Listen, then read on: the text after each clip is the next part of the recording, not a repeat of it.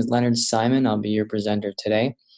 For those that can hear me, if you wouldn't mind just saying hello, I can hear you within the chat, that'd be fantastic. Wonderful, thank you.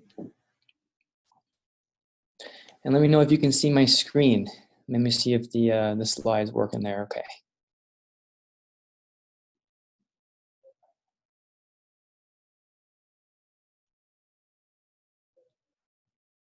Perfect. Thank you, everyone. Let's go ahead and give everyone a few more minutes just to join. I know we're still a little early, but wanted to say hi just to make sure the audio works, the video works, and things like that. Also, while we wait, which would be kind of fun, let me know where you're coming from today. This may be morning, afternoon, or evening for you, but I'm coming from Miami, Florida. Just go ahead and just type in your city, where you're from, where you are. Wow, Washington. All right.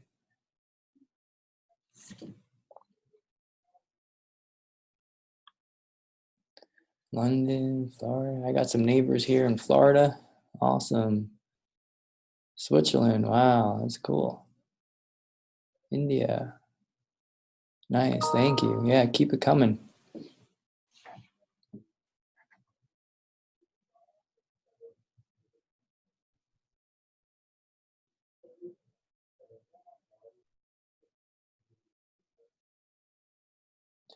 Thank you, Diane.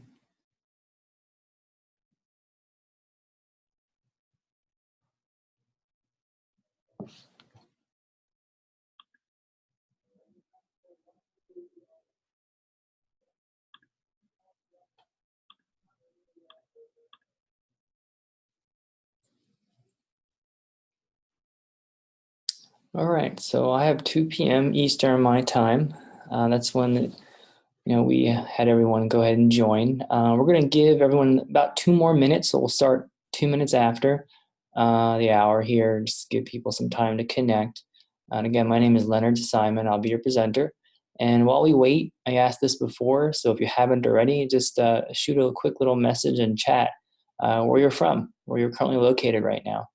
That'd be great to see where you're from, kind of see the diversity and how everyone is kind of spread across the globe here. It's pretty cool to see that stuff. All right. Now I'm based in Miami, Florida right now.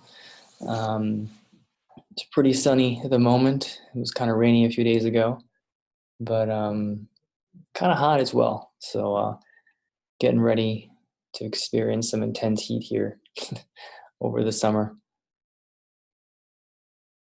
All right, Vinay, that's great. I actually grew up in Fort Lee, New Jersey for about 10 years, so I'm familiar with that area.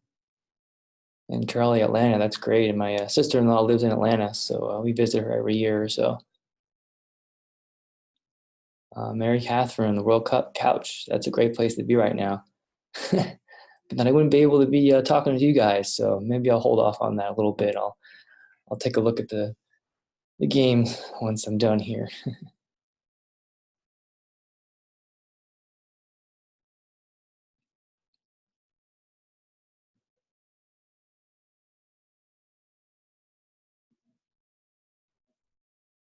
All right, so I have 2 minutes after. I'll wait another 20, 30 seconds, give some people some more time to join, and then we'll get started.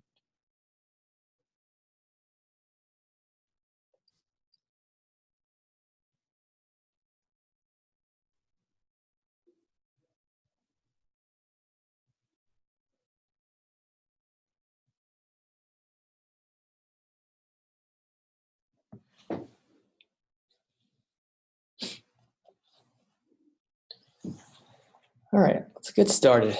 You guys are anxiously awaiting this webinar. I am too. I'm very, very excited. So what I want to do for those that haven't posted yet, just shoot a quick little message in chat where you're from, what city, just so I can see that as well. And how today's going to work, basically I'm going to run through a presentation. There's a bunch of slides, a lot of information. If you have pen and paper or some other way to take notes, that would be great. Once I go through the slides, I have a Q&A at the end where we'll be having people chat or ask questions within the chat section. And it'd probably be best to hold off some of the questions until the end. I do have Springboard's admissions manager, Nicole, here to help me out within the chat room. So while I'm presenting, she'll keep an eye on the chat and help me out there. And we'll also be able to help out some more and answer some more questions towards the end. So, okay, let's go ahead and get started. My name is Leonard Simon. I'll be your presenter, and I really appreciate everyone joining us today. I know that we have a pretty diverse group of people here all over the globe. I know I don't want to take too much time out of your busy days, but I assure you that this is going to be an awesome webinar. It's filled with lots of information, lots of answers for you and things like that. So I did want to quickly thank everyone for joining. So today we're going to talk about life as a cybersecurity professional and how to become one. And first and foremost, let me introduce myself. Again, my name is Leonard Simon.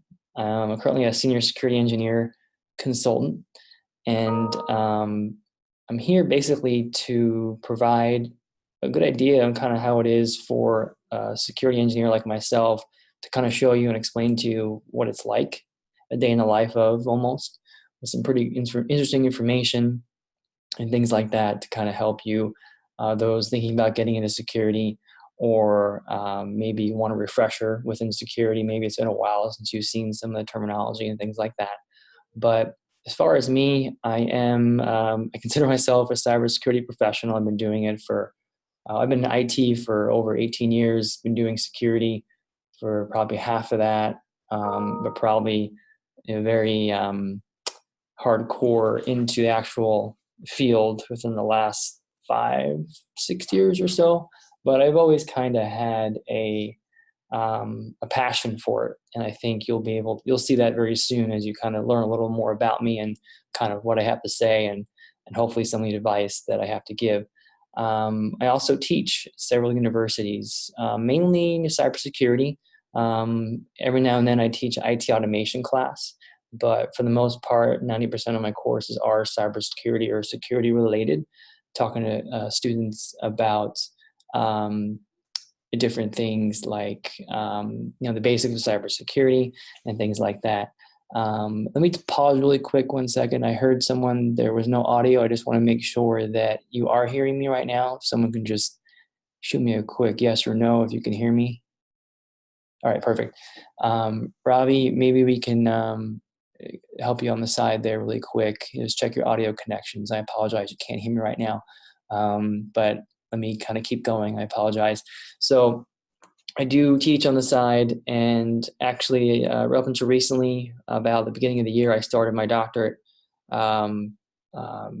degree in cybersecurity and things like that. So I'll get into that a little more in a little bit. But as you can see, my life is cybersecurity or security in general, and I live it, I breathe it, I love it, and hopefully some of the things you see how I have done or I do, I'll be able to kind of explain to you and show you kind of really how to get into cybersecurity if that's something you're looking to get into, or just kind of get some more information on what it's like now currently in the field. In this world of cybersecurity. So what makes it kind of interesting for me to be able to talk to you all now and to my students as well is I'm on both sides. I'm a practitioner. I actually work in the field, and I also teach. So I'm in the academia world. So I get the best of both worlds there. And when I teach students, it really helps kind of portray and articulate certain things in a specific way and give them some real world information and some advice on how things are done. I currently work, as a senior consultant or as a senior engineer. Mainly, I do a number of things, not just specific to, engineer type roles. I do a lot of compliance and a lot of governance and risk assessments and things like that. And I'll get into that a little bit. But what's nice about being a consultant, and again, I'll get to that later, is I have the ability to see many different environments engage with many different types of people and processes and companies and networks and technologies and you name it. There's a lot of different things I get exposure to. So if you're thinking about getting into security or almost any field related to it, if you see a consultant position open for something that looks interesting, that may be something you want to consider. Because to give you an idea, I've been in the consultant role for a few years, maybe let's say 3 years. What I've learned in 3 years would probably take someone 6 years or more to learn, being in a single organization doing what they're supposed to be doing. And the reason why is because I'm just exposed to so much more. So it's great to have that opportunity. So again, the consultant role is kind of a unique role. I wouldn't say it's a unicorn type of thing, but it's something that should be considered in the back of your mind as you're looking for jobs and things like that. And what I'll do here is I'll switch over to the next slide. So here's a little bit of a background about me as far as education. I got my bachelor's in IT, just general IT, a few years ago at FIU here locally. I also got my master's degree in management information systems and security. And then up until recently, like I said, I'm taking my doctorate in information assurance and cybersecurity. So as you can see, kind of from my master's and above, I started to really focus more on cybersecurity. Was that on purpose? Yes, it was, because I wanted to really start to focus on that, cybersecurity specifically. Back when I took my bachelor's, there really weren't that many cybersecurity bachelor degrees available like there are today. I mean, everywhere you look today, there's something related to cybersecurity, which is great. But back in like 2008, 2009, when I graduated from my bachelor's, there really wasn't anything. So that's kind of what I had a choice to do. But I always knew I wanted to do IT. That was just something I did and I wanted to do. So another thing to consider too, those of you that are maybe going for your bachelor's or thinking about it, or maybe for your master's, um, people ask me, why did you get your master's when you already had your bachelor's? One of the reasons I give them mainly is because it makes me more of a well-rounded professional, right? So the bachelor's degree is a little more technical, a little more generalized, but the master's degree is more business related, more enterprise level. So my goal back then was to not only be a technical person, which I already was, but also be kind of be business savvy, be able to sit in a room with executives and talk to them about whatever. And luckily and fortunately, I was able to do that.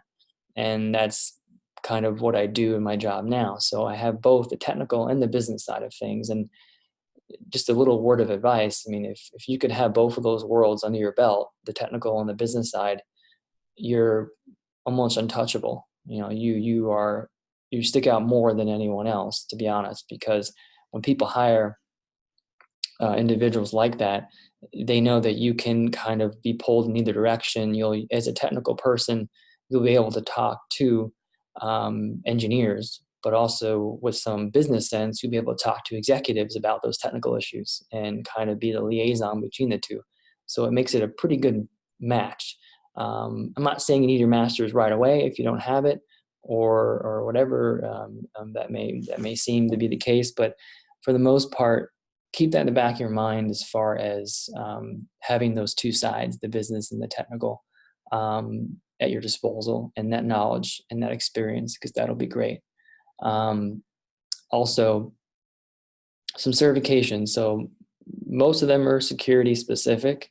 The CISSP, which is more of a managerial certification, dealing with a lot of the processes, procedures, and management type issues that could arise in security.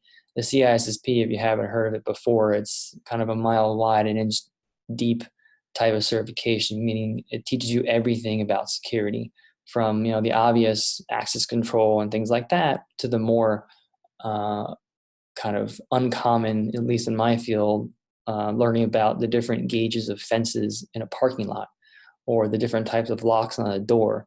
There's a reason why that's in the material, but today, as a cybersecurity professional, no one comes to me and asks me, what gauge of fence do I need to put around my parking garage?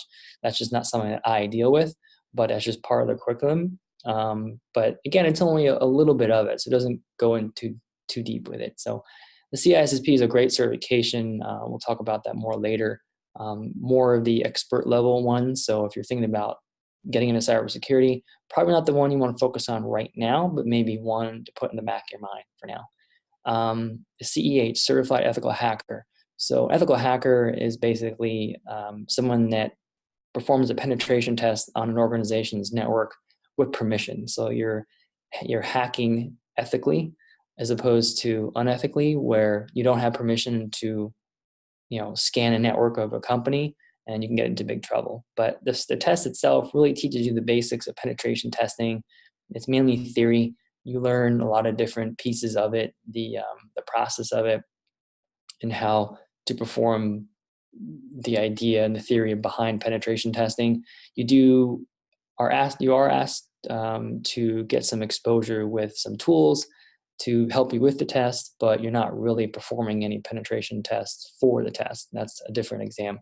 But if you're thinking about getting into application software security or penetration testing, that's a good test to look for, because that'll kind of give you a more well-rounded idea of what to expect. Security Plus is a fantastic certification as well. It's more generalized, more the security fundamentals that anyone going into security should look out for and should pursue, in my opinion. If I had to put these in any order, I would probably pursue the Security Plus first and then the CEH, because Security Plus will give you the foundation.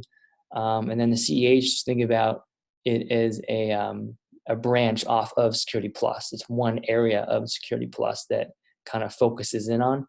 So again, more penetration testing, software application security. So then there's Network Plus and A Plus. Network Plus is the basics of networking. Very important to have, more of a general IT related certificate, not so much security related. But if you're getting into IT security in general, I would recommend the A Plus and the Network Plus. The A Plus is more software and hardware. So I kind of group those two together, because those are just networking, software, and hardware that are, in my eyes, essential. A lot of people do have those certifications, so don't look at it as everyone and their mother has these. Why would I get one? My first piece of advice is focus on yourself. If this is what you truly want to do, get into security, for example, these are the kind of building blocks that you should start with, and focus on yourself. Don't worry about whatever someone else has or what they don't have or what you have or what you don't have. Focus on what you need to do. If you have a goal in mind, go for it. Based on talking to previous students, and I've taught over 800 students in the last 5 years, this is exactly what I tell them as well, is to make sure that you have the basics and the building blocks. And you may already have experience in networking and hardware and software, but can you prove that on your resume? Maybe not. So maybe these certifications are something to help with. The CCNA is specific to Cisco. That's the Network Associate certification for routing and switching. Once you become a little more familiar with networking and things like that, the CCNA is probably one of the highly recommended certifications that I would bring up, only because when you think about it, when you think about it, as far as it comes to IT, everything is connected through the network, right? So why not learn a certification that helps you understand more about how networks work? So think about networking as the glue of everything. So that'd be a great certification to look after.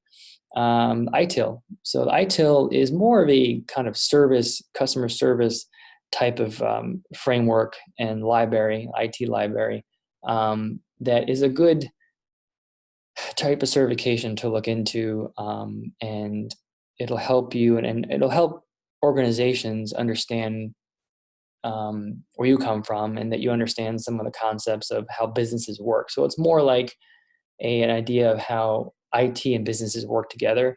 It's not a very difficult certification, and I would definitely think about pursuing it if you can. There's different levels of them. There's the lowest one is the only one I have. I didn't go crazy with it myself, so that'll kind of give you background there. And then some of the classes I taught are there on the right. Mostly security related. So let me move on here.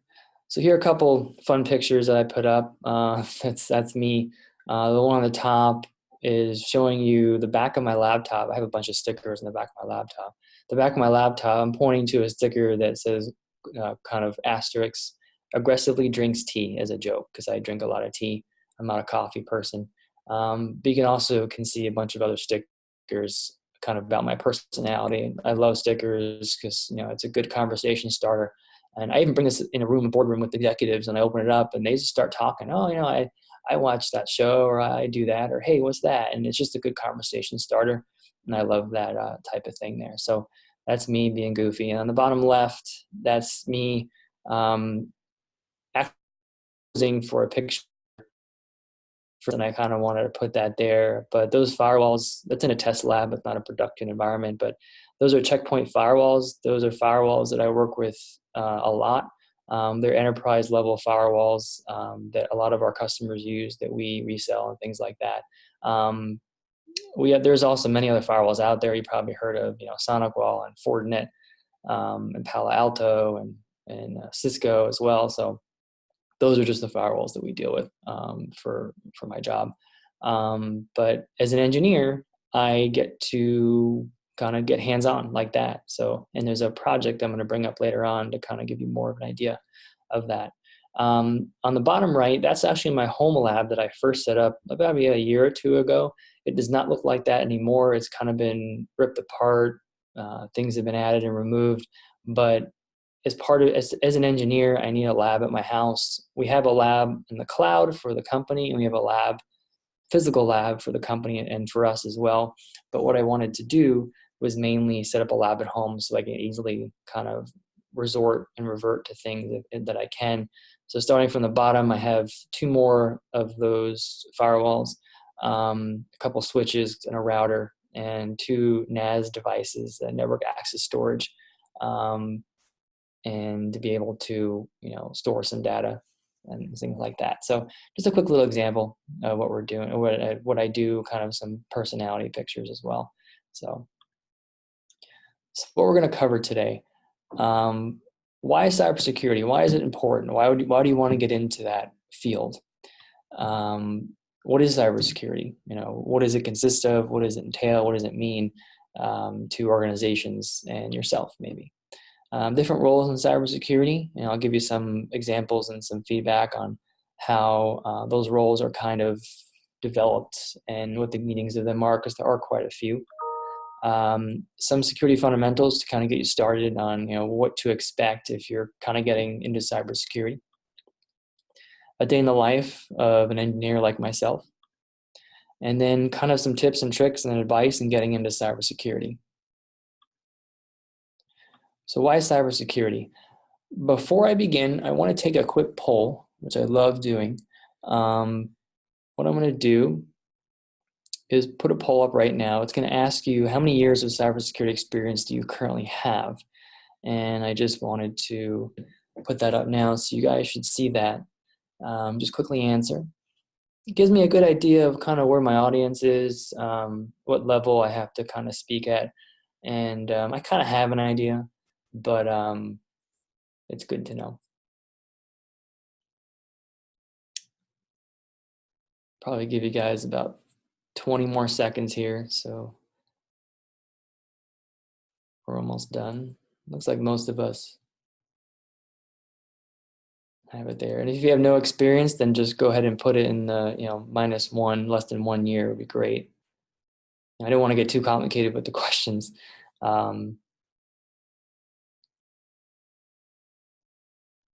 Yep. Newbies and beginners are great. You're in the right place for sure, because we talk about a lot of great stuff here today. Okay, about 5 more seconds, then we're going to end this poll.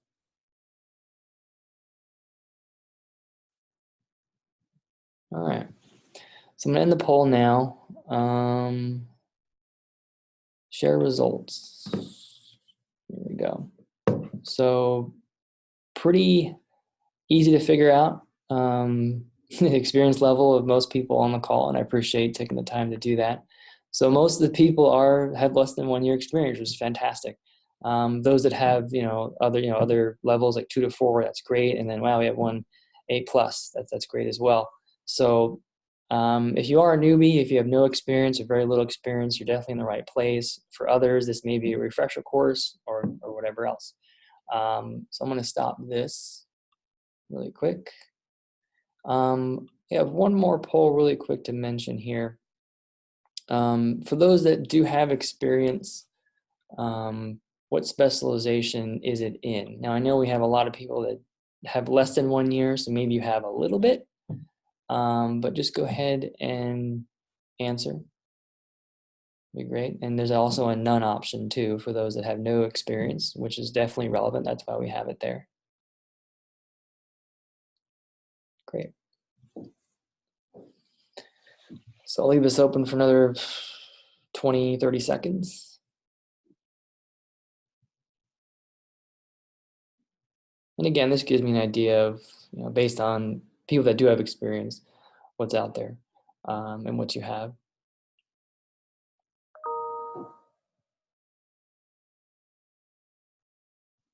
All right, so 10 more seconds and I'll stop it.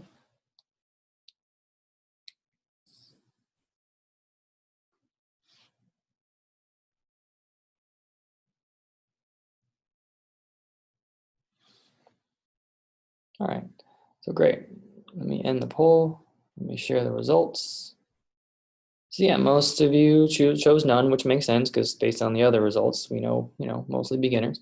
Yeah, I got a couple people in education, GRC, networking, application software. Great, a little bit of everything, just about. Perfect. Thank you so much. All right, let me just get rid of this little box here. All right, so we did the poll. Thank you. All right, so information security versus cybersecurity. Just a quick little rundown what the differences are, because there is a slight difference. So 10, 15, 20 years ago or whatever, cybersecurity really wasn't a huge term. It was more information security, and there's a reason for that. Information security really consists of everything security related. And the reason why they broke up into cyber is because cybersecurity got so big and so swelled up that it kind of had its own little part of information security. And the main difference really, cyber has to do with digital assets. So if it makes sense, cyber being digital and that fancy marketing term.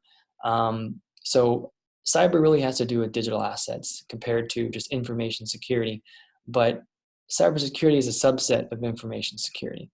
So when someone says information security, they could still mean cybersecurity. When someone says cybersecurity, technically they may not mean information security, but today, it's used so loosely that it could mean the same thing. But I just wanted to give you guys a quick little idea about that.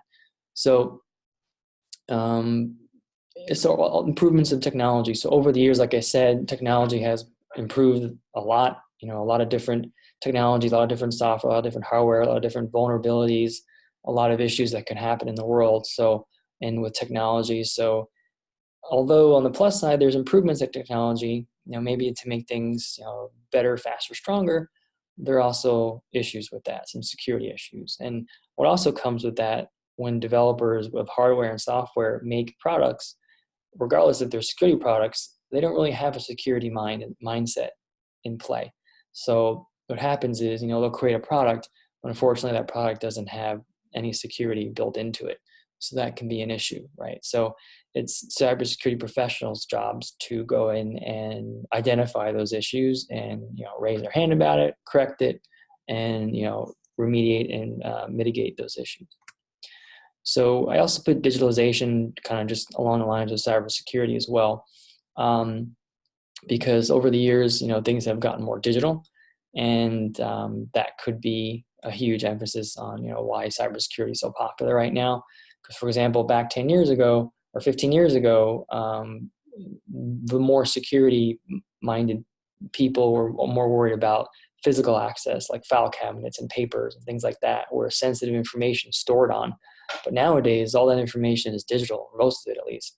So that's why there's a huge shift in information security to more cybersecurity. So it's still a very important aspect of security in general. The security landscape is changing, meaning, from the surface of things and how things are kind of developed, kind of what I mentioned before about how software and hardware really isn't developed the same way or with a security mindset. New attacks come out every day. People are attacked and hacked in many different ways. So it's kind of an issue, of course, trying to keep up with that. And, the last part of it too is businesses are having issues filling cybersecurity roles. So for those that really are looking to get in security, this is a great time because there are many roles to be filled and security is not going anywhere. So it's a great approach and path to improve and enhance your career. So what is cybersecurity? Things before. Organizations have issues keeping things secure, knowing what to secure. Because a lot of times as a consultant, we go into companies where they notice that their systems aren't secure from our point of view, but they don't even know what should be secured or how to secure it. For example, when people sign in remotely to the work resources, they're not using other methods that we would suggest, like two-factor authentication. So instead of just logging in with a username and password, they would have username and password and a PIN to log in remotely with to be more secure. A lot of companies don't know that is kind of best practice and or how to do that. So that's where engineers and analysts and people like that will come in, identify that problem, and implement it. There are also just some general responsibilities within cybersecurity that businesses need to comply with, and we'll get into one of those examples in a little bit. But it's really a great time to get into cybersecurity, no matter where you are, if you're a beginner or if you have a couple years experience, because this isn't going anywhere anytime soon. There's a huge demand for positions. I mean, I would think of it in one way. Oh yeah, maybe maybe it's a good time to get in, but maybe there aren't that many jobs out there. But that's not the case here. There are a lot of positions that companies need to fill across all the different types of security jobs, and we'll get to that soon. So a great time to get into security for sure. So I created this slide to kind of help you understand a little bit about the different types of roles and specializations within security. So I'm not sure if you've looked on, different websites yet, like Indeed.com, Monster.com, the different cybersecurity positions.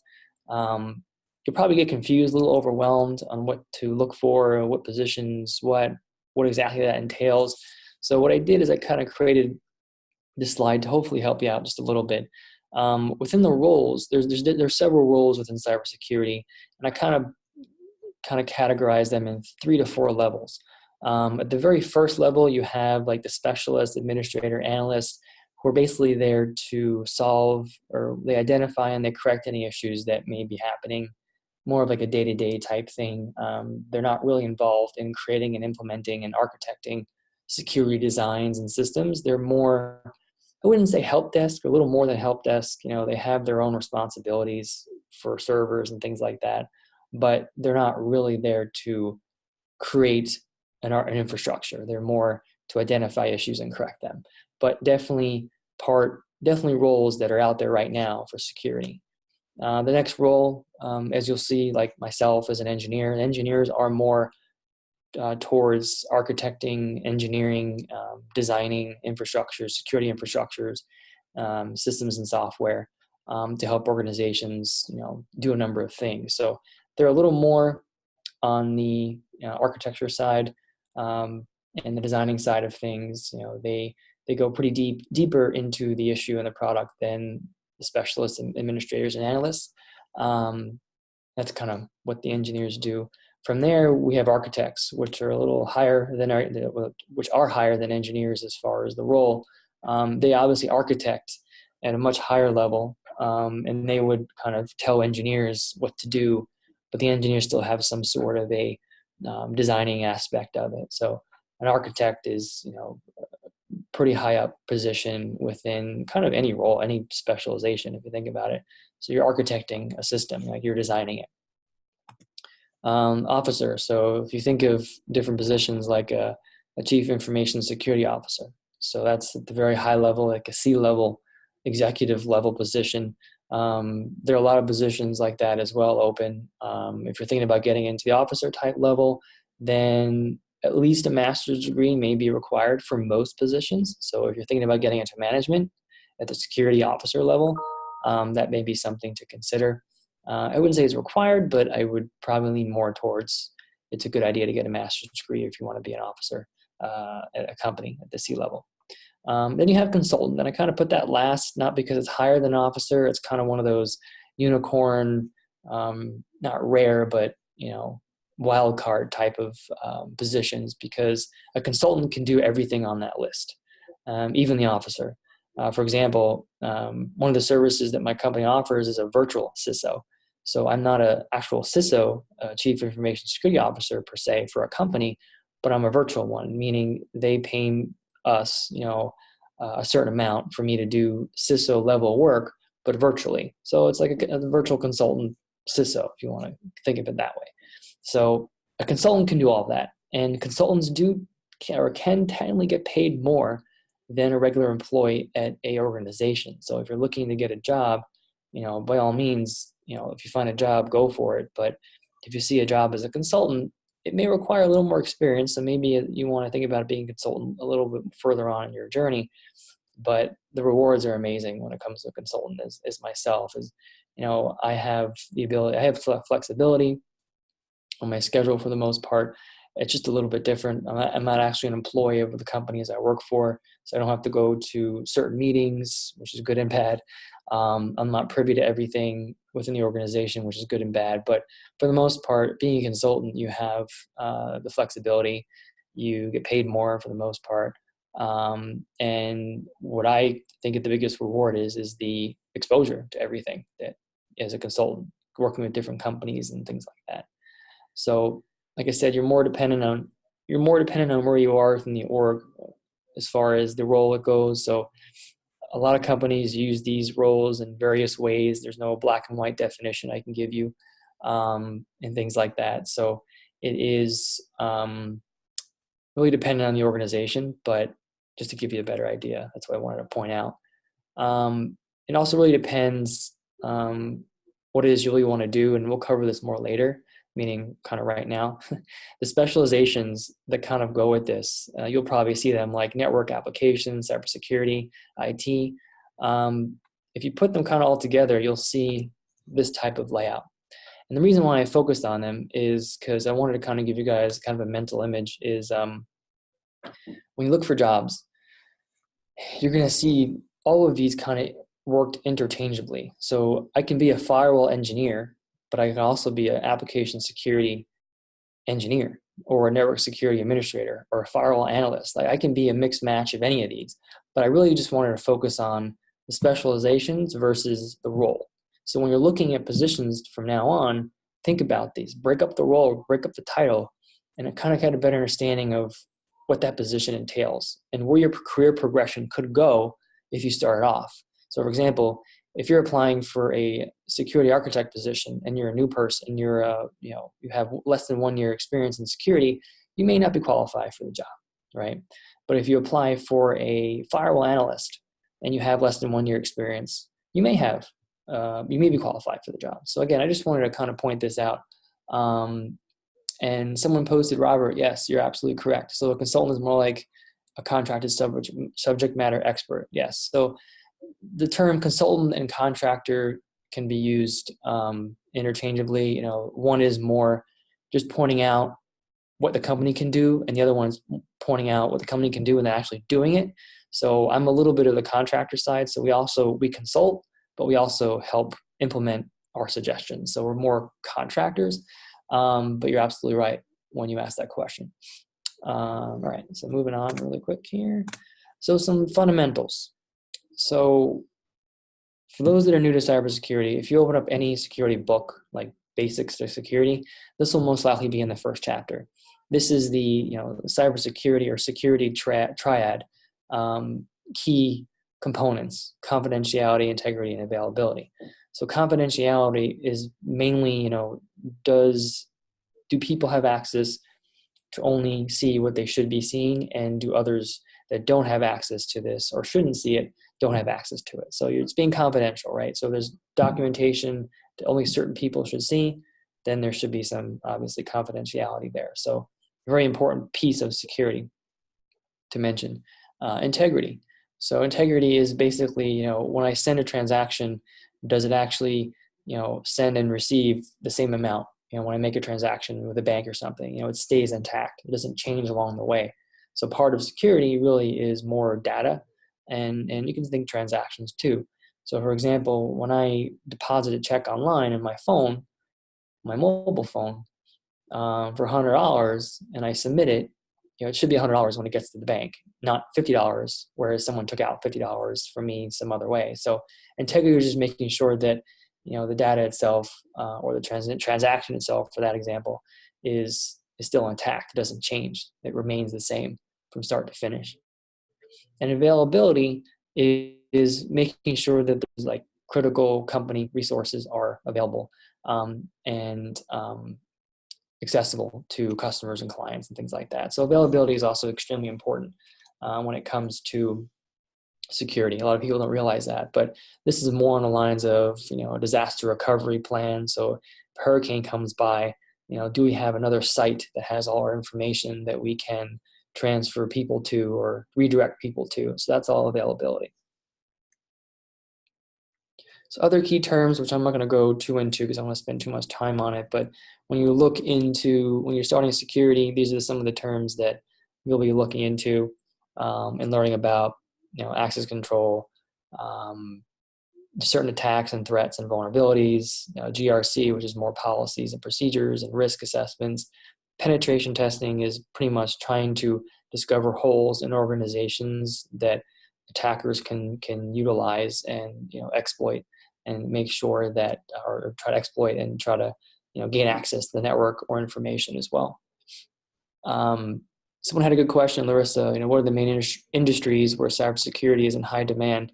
I would say financial and banking is one of the first things that comes to my head. Yeah, I would say definitely it's somewhere on the banking side of things. The number one threat to banks is phishing, email campaigns, stuff like that. So like where they get an email that looks like a legitimate email, but it's not, and it downloads ransomware, things like that. That would be my quickest answer to that, but that's a good question. So a quick kind of day in the life of me. Recently I had a project come up. It was a GDPR project, a General Data Protection Regulation project.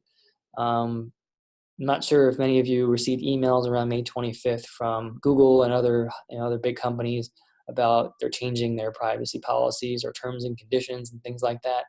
Well, that was all because of GDPR. So May 25th was when the deadline hit, and every company needed to comply with it, only those companies that collect and process data from European residents. So if you work for a company right now and they collect or process data from European residents, they should be GDPR compliant, or hopefully they are, or soon to be. Because if not, it can result into major fines and things like that.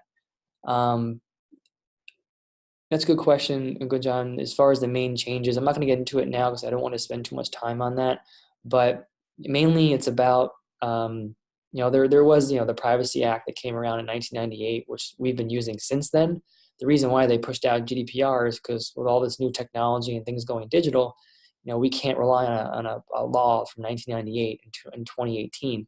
So there's a lot of differences with it. Terminology mainly is different, but it's still the underlining idea of protecting customers' information with different ways to provide consent, and having a certain data protection officer assigned to the company that only focuses on this type of stuff. But I'm not going to get into it too now. That is a good question. If you want to learn more, you can simply just Google GDPR. That would be great too. But my project was to go into a customer site where they do deal with European customers, and we help them become GDPR compliant. And some of the goals and tasks that we did is we did a risk assessment, a vulnerability assessment, penetration test.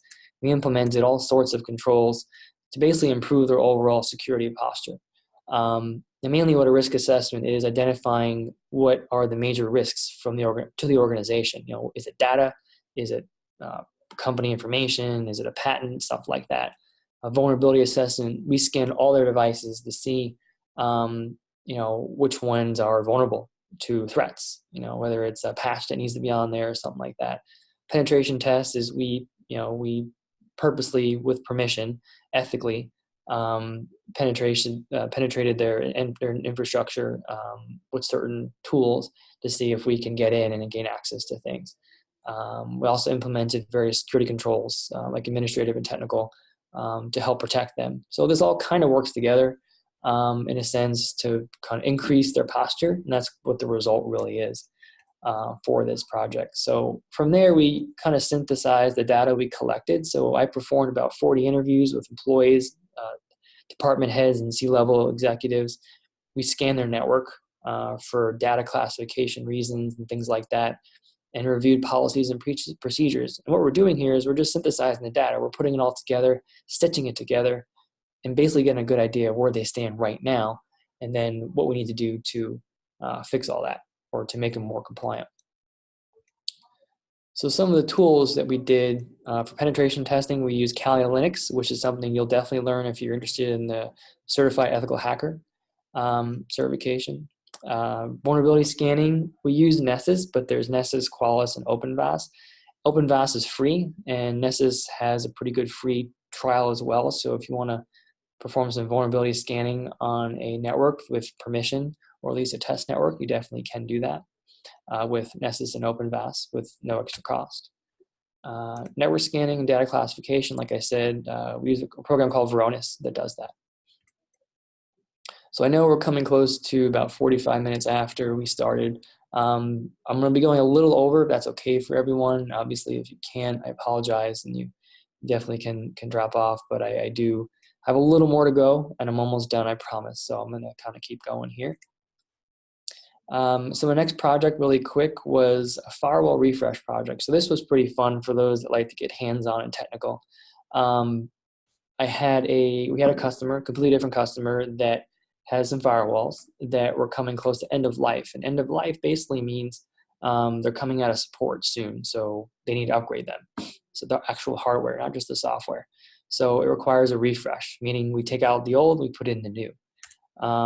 It was a pretty fun project because I was able to get hands-on. We did have some goals to make sure to have no or minimum downtime. This particular customer had about 2,000 users that were using these firewalls at any given time. It needs to be done after hours, mainly to reduce any issues that may happen or may occur. We basically replaced the old hardware with the new, and I have a pretty fun picture there at the bottom. So those are the actual firewalls that I put in. They're obviously not cabled yet, but just wanted to show you a quick little example. There's two firewalls. And does anyone want to guess why there's two, not one? And that goes back with the availability part of the CIA. There you go, Andrew got it right. So redundancy, high availability. So this all goes back to the availability part of CIA. What it means is at any given time, one of those will be the active firewall, meaning that's the one that traffic is going through. If for whatever reason there's an issue with that one active firewall, it automatically fails over to the other one. So the customers have no idea what happened, and there's no limits downtime and almost no downtime. So that's kind of the cool thing about redundancy. I started this project at 11 p.m. that night and ended around 3 a.m., which is typical. I had a team of application engineers on standby to help test, because once I'm done, I need to make sure that everything works that I can't see or I can't test. So once I was done, we got on a big phone call. We're like, hey, I'm done. Go ahead and test. We had a bunch of different people test, and it all came out great, thankfully. Part of what I had to do, I had to label the wiring and triple check configurations because it was a process, but it was extremely fun. So a little bit of both worlds. So the first project was more compliance, a little bit of implementation and regulation, and the second one was more hands-on, playing with the hardware, things like that. So the best of both worlds for an engineer. Okay, so breaking into cybersecurity, the first thing I want to mention is, what you should do is identify your skills. Do you have any gaps you need to focus on? What I usually ask people is, do you have any IT experience at all? Whether it's working, doing IT stuff for your family, being the IT guy or IT girl. Review your resume and focus on some accomplishments, because you may realize or may not realize that you have some security kind of qualifications in a second. And I really enjoy talking about this a lot for students, because it helps them really understand where they are, where they need to be. So the first step really is to evaluate where you are. And if you have no experience in cybersecurity, that's fine. Back up a little bit. Do you have any experience in IT at all? And then maybe start from there. And even if you don't, that's fine. But then the next step is kind of see what path you want to take in cybersecurity, if you have one decided on yet. And if you don't, again, that's perfectly fine too. So identifying your skills is important, because you want to start somewhere. You don't want to kind of just go into something because someone said it's good to do completely. You want to make sure that you have an idea of where you are, kind of almost like a foundation. So if you're not sure what role to go after, probably if there's, besides some of the stuff, the helpful information, that I went over, and maybe towards the end in this whole thing, if you're trying to get into cybersecurity, is network with as many people as you possibly can, whether it's at conferences, at webinars, anything you can do to expose yourself to the professionals in the industry, because it's those people that may be able to get you that job. A quick little kind of story here is the last several positions that I had were all from networking. I didn't get the position because I applied and got a response back from HR. The position I have now as a consultant, two different people that have no idea that they exist, each other, both reached out to someone, the same person, about me as a reference. So two different people referred me to the same person, and that's all because of networking. So make sure that you do that. You network as much as you can. Connect with others on LinkedIn. If you have questions for people, maybe just search for, security analyst or cybersecurity analyst, or whatever position you think you want to get into. Type that name in, find the closest match, start chatting with them. Maybe they'll chat with you, maybe they won't. Who knows? Move on to the next person. Because you want to get involved. You want to kind of pick their brain, and things like that. So connect on LinkedIn. You can connect with me on LinkedIn too if you like, if you have any questions too. But talk with other professionals, build those soft skills, communication skills, leadership skills, presentation skills, things like that. Build those soft skills, because not only the technical skills are important for a job like this for the most part, but those soft skills are just as important. Because if you have the soft skills, the business, and the technical skills, all three of those things, you will be unstoppable in the industry. Because, and the experience, of course, too. But you have all those things involved. You're going to have those things that not everyone does have. So that's kind of my focus along my career path, is making sure I have a technical, or continue to have a technical, because I'm never done with the technical piece of it. Continue to have the technical part, introduce some business experience and some education, and polish those soft skills. And you're going to do that by networking. You're going to do that by talking to people, going on interviews. Even if you don't think you're going to get the job, go on the interview, because that's all practice, right? So moving on here, and getting certifications, which we'll talk about pretty soon. And I wanted to put this last little note, which is kind of funny, but it's true, is if you're not really sure where you want to be in cybersecurity, the best thing you can do, the best advice I can give you, is be that Swiss Army knife. And what I mean by that is be that person that kind of knows how to do a little bit of everything, right? Be that person that someone can go to, that you may not know a specific topic in depth, but make sure, or try to kind of be that well-rounded person. Not so much what I mentioned before about the technical, the business, the stuff, but maybe even more on the technical side. Maybe in security, maybe you know a lot about access control, maybe you know a lot about VPNs, maybe you know a lot about networking and software application security. But kind of getting involved and being involved and just exposing yourself to anything and everything, just immersifying yourself in everything you possibly can, that's going to benefit you greatly in the beginning, because you're going to learn so much. Now, in the back of your mind, do keep kind of a thought about, maybe about focusing on something eventually, maybe being that subject matter expert eventually on something, whatever it is. Now, right now, I first started off, I had my mind focused on being an architect, a security architect, and I still kind of do. But then I got more involved on the CISO type stuff, more of the chief information security officer type stuff, which I like, and then the compliance and the governance and stuff like that. So I'm still kind of all over the place, but I'm definitely more narrow and more focused than I was 5 years ago. So, it'll take time, because if you don't know what you know what to do, if you don't know what you want to focus on now, that is perfectly okay. I actually see it as an advantage, especially if you're new to the industry. You get to see all this great stuff going on, and eventually it'll work out. Eventually you'll find your way. So be a Swiss Army knife. So hands-on experience. Some of this stuff is pretty obvious, but for the most part, you want to get experience as much as you can.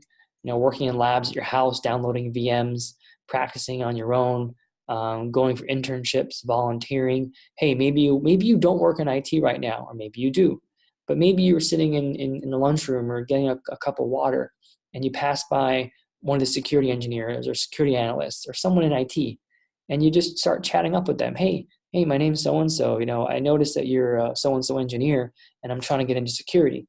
I would love to kind of pick your brain one day, maybe take them out to lunch, or maybe just have a cup of coffee or something. Just chat with them, just talk to them. They may invite you in and open themselves up to you and kind of be a mentor in a sense. So at your job, which is great. And then also look for entry-level positions. There are tons of entry-level positions out there. Just because you don't have experience doesn't mean you're not going to find a job, right? And like I said before, a lot of companies are still looking to fill positions, and most of them are entry-level. So they're not just all experienced positions or people with experience. So experience is important, and that goes along with kind of education and certifications, which I'll get to now. This is kind of the meat and potatoes. I think a lot of people are really looking forward to this slide too. And I listed a bunch here. These are not all of them. There are a lot more, but I kind of listed a bunch here, and some I mentioned already. The one on the top right, the CSX ISACA one, there is a certification in there called a Cybersecurity Fundamentals Certificate. That's a great certification. It's a college level certification on cybersecurity fundamentals. It's great. The reason why I bring it up, because ISACA is a very well-known organization, and it's good to kind of get that under your belt too if you can. Again, there are other ones there listed there too, but one of the big things here, not going too into it, is when you're looking at certifications, pursue certifications that provide a value to you and or the company that you're working with or for. For example, don't pursue a certification that isn't going to provide any value right now, especially if you're a beginner, because you'll be wasting your time. You'll be spinning your wheels. You're not really going to see the value of that. Probably the best certifications to go for right off the bat is Security Plus when it comes to security. And then, Network Plus before that, if you don't have any networking experience or certifications. But, and then after Security Plus, maybe the CEH, the Certified Ethical Hacker. So these are all great certifications to look for. And again, I don't have enough time to go through all of them. But if you Google CompTIA certifications roadmap, you'll get a kind of map like this, which shows you a pretty good idea based on the industry of where or what certifications are involved with those industries. So a great little cheat sheet in a way to see that. So quick little rundown on education. As far as a bachelor's and a master's, the best advice I can give is do a search on some of the job posting sites and see how many of them actually require a bachelor's degree for security positions. Most may. So that may be a baseline to achieve if you don't have a bachelor's. It's not the end of the world because you still can get certifications and things like that. As far as a master's degree, if you're looking to get more in the C-level exec type position, the master's will be appropriate. If you're not, then really not important right now. So, focus on what you're looking at right now as far as just getting the general cybersecurity kind of information and baseline and details like that. Don't go too far ahead of yourself at the beginning. As you move and progress in your career, then you can focus on maybe more difficult certifications that may require more time and stuff like that. So definitely take a look at this roadmap because it may help a lot. Kind of get an idea of what's out there. And then one thing just to note here, it's important, the certifications on this PDF, even though it's from CompTIA, the organization that provides a lot of certifications, these aren't just CompTIA certifications. They're from all over the place, like Cisco and other ones too. So they kind of did a good job here. That's why I mentioned it. So it's not just CompTIA certifications that are listed here. Another thing that's kind of important is being a cybersecurity mentor at Springboard, which I currently am. Just to kind of give you an idea of some of the benefits of being one to the mentees. I'm able to help the students with their approach. I'm able to review projects and exercises throughout the Springboard curriculum and the course. I can provide some job search advice like I am now to them, some interview tips, some resume information or advice, tracking progress. So as part of being a cybersecurity mentor at Springboard, I really enjoy helping out a lot of these students with their careers and their goals and things like that. Not just the coursework itself. So, and that's one thing great about having a mentor at Springboard is you're not alone. It's not just like your typical course, right? You don't just sign up and you're left alone. You have someone you speak to, and right now the meetings are pretty much every week for 30 minutes. I speak to my students, so often we speak and we talk a lot about great things, and it's good all around. So to kind of segue into that, if you guys can take a moment and just kind of post in chat really quick, based on some of the specializations that I talked about, what are some that you would maybe want to learn more about today in security, as far as the specializations that you saw earlier on before? If you can just, jot in the chat there just really quick so I can get an idea from y'all. All right, we got app and cloud security, great. Penetration testing. So just to give you some help there, there's networking, there's compliance, there's penetration testing, there's mobile, there's application and software security. The business side, great. Networking. Yeah, that's good. Awesome. A good mix there. That's great. All right. So to segue into this, I wanted to kind of mention two courses that Springboard offers. One is the Cybersecurity Careers Track, which kind of has a bunch of these benefits here. Mainly it prepares you for a software application security role. So those that are interested in learning more about or pursuing a career in software application security, that would be a fantastic track to go through. Again, it comes along with the mentorship, the same thing I just mentioned. There's labs, hands-on labs you can kind of practice with and kind of get some real-world experience there. There's career services. There's a capstone project. Some great stuff there for you. And at the end, there is some bonus material for like CISSP if that's something you want to look after, and maybe some other bonus material too. But for those that are really focusing on software application security, this career track is great. And whenever Nicole is maybe ready to maybe post a link about it more in the chat, if you haven't already, it looks like she did. Fantastic. Thank you for that. And yeah, so it's a great track for that type of focus. The other one I wanted to mention too is from Springboard is more about an introduction to cybersecurity. So for those that have little to no experience in cybersecurity, Springboard also offers a course that helps prepare you for the Security Plus exam, which is what I mentioned before, which is a great opportunity for those looking into getting into cybersecurity that may need that extra kind of help along the way. And it also comes with mentorships. It also comes with those weekly calls for 30 minutes from someone like me, helping you out with the coursework, making sure you understand what you're doing there, making sure you have any questions, those are answered. So again, another great opportunity. And when Nicole is ready to maybe post a link to that as well in the chat, so you guys can check it out.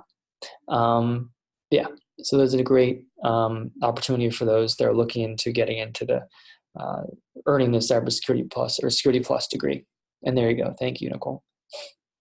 And the last one here is kind of a 5-day email course, which kind of gives you some advice, like it mentions here, on how to choose the correct career path, how to pick the best education, pretty much some of the stuff I talked about today. And every day for 5 days, we send you a quick little email about those key topics. So a great way to kind of get more information, how to get noticed by employers. It gives you some good tips and tricks. And again, another awesome way to just gain some more information. So I think it'd be very helpful to sign up for that. And Nicole just posted it there for you guys to check out as well. Awesome. Thanks. So I do apologize. I'm a couple minutes over my part of it. And right now I have some time for Q&A, and I really appreciate those just for sticking around. I know most of you still stuck around, which I really, really thank you guys for, and I apologize I went over. So I'm going to kind of help out in the chat here to see what I can do to answer some questions the best that I can. If there are any Springboard, course curriculum related class or questions, Nicole will be able to probably help out more than I can. But if they're, general security questions and stuff like that, I will should be able to answer that. So we'll leave this open for a little bit. And then let me look at some of these questions. So, hey, Leonard, while you're reviewing the questions in the chat room, I just wanted to let everyone know, because we're short on time, I want to make sure everyone can take advantage of being available and awesomely experienced. So I'll definitely make sure to emphasize for course-related questions, definitely email me at the email address you see there. That way we can make sure to have thorough time to discuss those specific questions around the course, and we can focus today's conversation around the questions that are best suited for your experience to shed light on and give guidance around. So I'll let you dive back into your questions. We'll just definitely make sure to cover all of them. We'll look through the chat and reach out to anyone whose question wasn't answered today. Thank you so much. Thank you. Let me start answering some of these questions. So Scott, interested in the CEH and pen testing. What is the best track for me? I honestly would start off, depending on how much experience you have, to be honest. If you have little to no experience, I would recommend, if you have little to no experience in general, I'd recommend the intro to cybersecurity course, because that's going to give you the best kind of foundation of security. And then from there, the CEH and the pen testing is kind of just one branch off the security tree, right? So you want to make sure you have the fundamentals, the roots of security, and then focus on your specialization, if that's what it's going to be. Now, you may be surprised that as you take Security Plus or whatever way you go, you may initially want to do CEH or pen testing, but then you may branch off, pun intended, to something else, right? So you never know.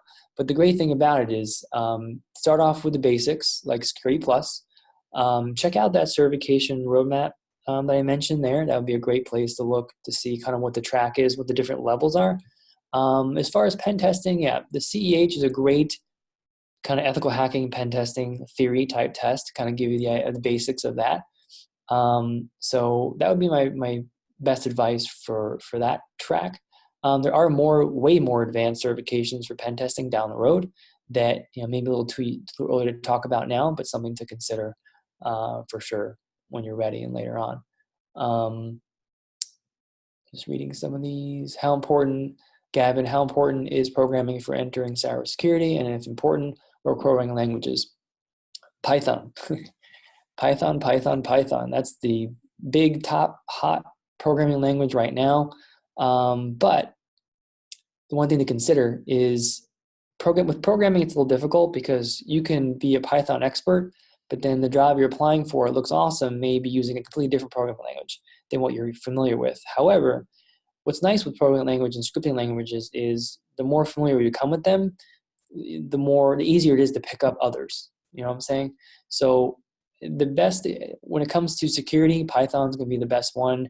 If you are interested in pen testing, there's a lot of Python, or there can be a lot of Python in scripting and pen testing as well, the further out, deeper you go with it. So it is important to know programming. I wouldn't say you have to be a complete expert with it when it comes to pen testing.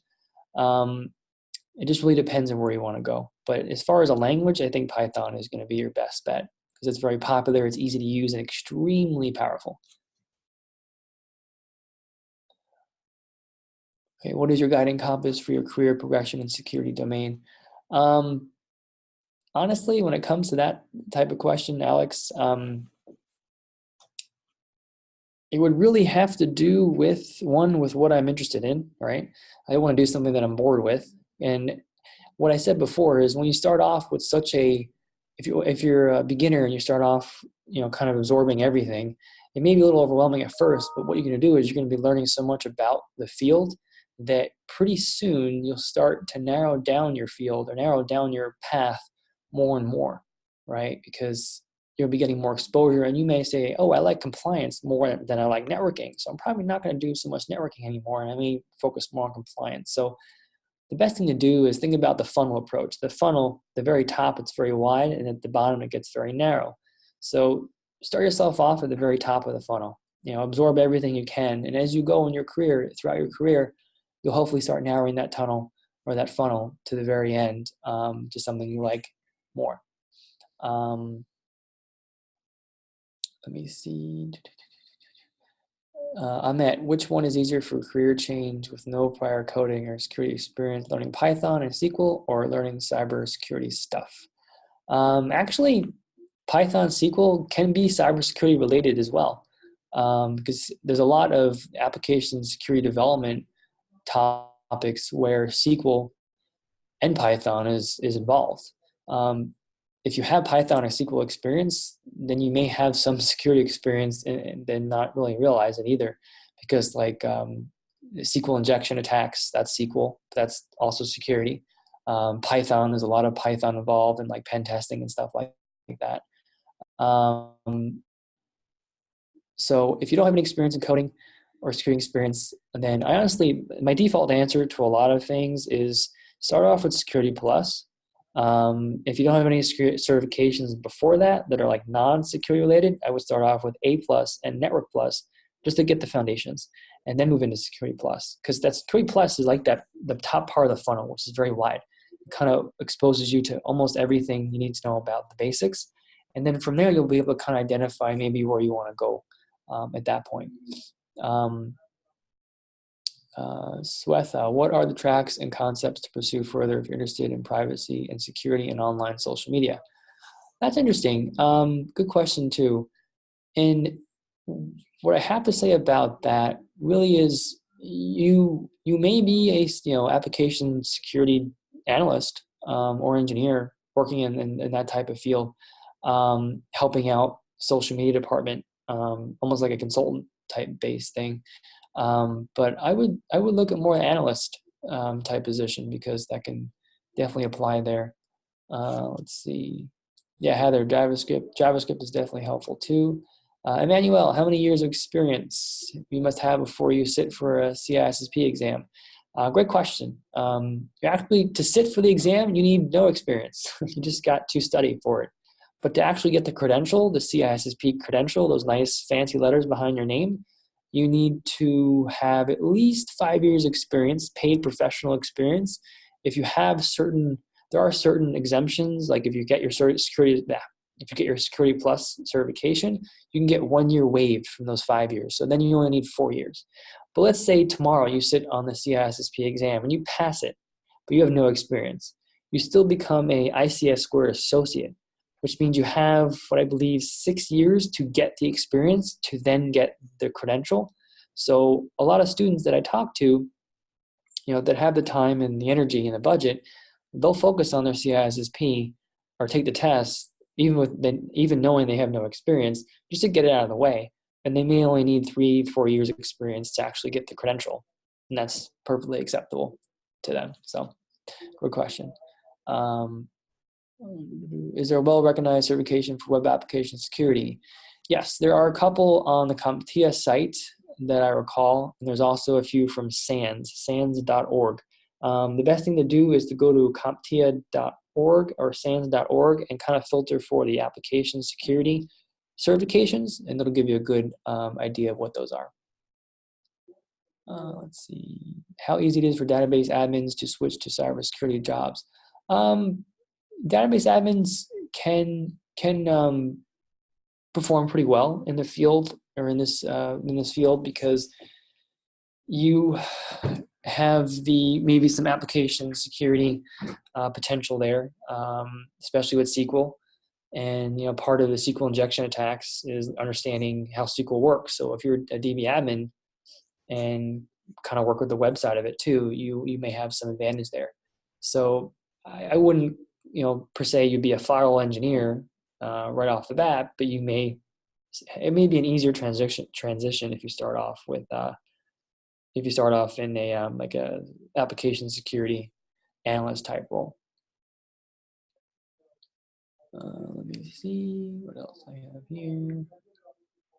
How should a newbie get started with cybersecurity? Basic requirements to be needed. Gunjan, I would definitely recommend going for the Security Plus certification, and any ones up until that, like A Plus and Network Plus, just to get the basics of hardware and software. But the Security Plus is definitely a great certification. As far as the basic requirements, that's a basic certification. It teaches you the fundamentals. So it's a great opportunity for those that are interested in security. Say Robert, if I'm interested in end user network behavior analysis, what are the roles, specializations that I should be looking at? That's interesting too. There's a lot of machine learning and AI coming up now. Those are kind of hot topics. Well, AI is really far away from us. A lot of people in the media still mention AI, but it really is machine learning, because we're not even close to AI. But the machine learning part of it and behavioral analytics, I would kind of lean more towards the firewall side of things, the network analyst, network engineer side of things. I can see that working out there, because what a lot of these firewall vendors are doing is they have software built into them to analyze the traffic users are going to, categorizing them in certain ways, and maybe travel websites, things like that, and kind of attaching some behavioral analytics to those to see if there is a deviation in normal behavior, and then setting blocks or locking people down. So that may be something to look into too. Let's say, Frank, thank you very much. Learned a lot. You're very welcome. I'm glad I was able to help. Sonali, what's the difference between cybersecurity and information security? I did mention that before, but basically, just quickly, cybersecurity focuses on protecting digital assets, whereas information security is focusing on protecting assets, which could include digital as well. So information security, you can think of as the umbrella that sits above everything else. And under that, you have cybersecurity. Rusty, you're very welcome. Thank you. Bharat, what security tool is recommended? I'm not sure what you mean by that. It really depends on what role and what area you're focusing on. Any books material you would recommend to get started, John? Yeah, I would definitely look into the course that we provided, the Intro to Cybersecurity, because I think that's going to be a great foundation for you. And there are other resources out there, but I just don't have time to mention all of them right now. But it's definitely good to start off with the basics for sure. Gil, let's see, Linux is important to know in security. Okay, great question. If you want to go into penetration testing, for sure. Linux is big in penetration testing because it has to deal with an operating system called Kali Linux, which is a free operating system that's specific to penetration testing. So when we do penetration testing for our customers, we have our own version of Kali Linux that we use to do the penetration testing. So it's free, completely customizable, and it's Linux based. A lot of it is GUI based, which you can play with, but it is definitely Linux based, and it's important to know. You make sure that I'm not missing anything. Okay. How close is cloud computing related to security? So a great question. Cloud computing is a hot topic still, and I think it will be for a while. And there are still a lot of questions that are unknown to a lot of organizations as far as, if they're moving to the cloud, or if they're moving away from the cloud, if they're doing a hybrid type of thing. It's closely related for sure, I think. And there's cloud security, which is another topic that we haven't really talked about yet. So cloud security is definitely something else that you can look into. Once you move away from the on-premise to cloud security side of things, a lot of things do change more technically, but I'm not going to get into it now, but definitely another great topic. Heather, yes, Halting the Hacker, that's a good resource, yes. Let me see. Yeah, one or two more questions. Heather, great question. Do you recommend earning both CCNA, CNET, and Security Plus? Absolutely, yes. if you're getting into security, that is. I took the same path. I would split up the test because the CCNA, you can take the 2 tests into one. I would highly recommend that because just less stress than taking that one big massive test. And then the Security Plus, because what you're getting there is you're getting the fundamentals of networking, which is pretty much how everything is tied together now in IT, and you're getting Security Plus. So great question. I would definitely recommend both of those for sure. One more question, if I have one. How much coding ability is required to be a software security analyst? Another great question. It really depends on the role, it really depends on your responsibilities and the organization, and also the coding language itself that they're using, because not everyone uses the same one. But honestly, if you have no experience or little to no experience in security, your best bet is to probably pick the most popular scripting language, which would be Python in my opinion, and learn the basics. And then obviously Security Plus to learn the basics of security. And I think you'll be in good shape with that. Yeah, great, Heather. Awesome. Yep, those are great. All right, so I'm gonna stop with the questions. I really appreciate it. And I really hope you learned a lot. We provided some fantastic links for you guys to check out further. And also, too, just a reminder to everyone, yeah, so really thanks, Leonard. It's been such a great conversation. I feel like we could just go on with questions forever. I'm also learning so much that I'm enjoying it. But I just wanted to let everyone in the chat that I'll try to follow up as much as possible with everyone with details related to our courses. So definitely keep an eye out in your inbox. And really, thank you, Leonard. It's been such a valuable conversation. I hope everyone enjoyed it as much as I did. And yeah, thank you so much, everyone, for joining us today. Yes, likewise. Thank you, guys. Thank you so much. Have a great day.